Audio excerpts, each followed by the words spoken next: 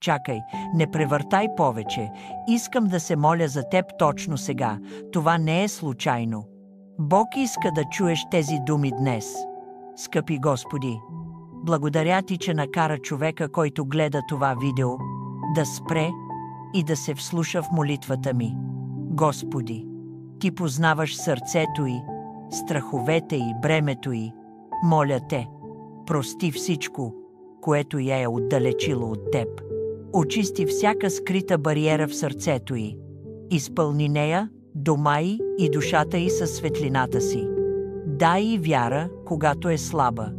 Мир, когато е тревожна, сила, когато ръцете й са уморени.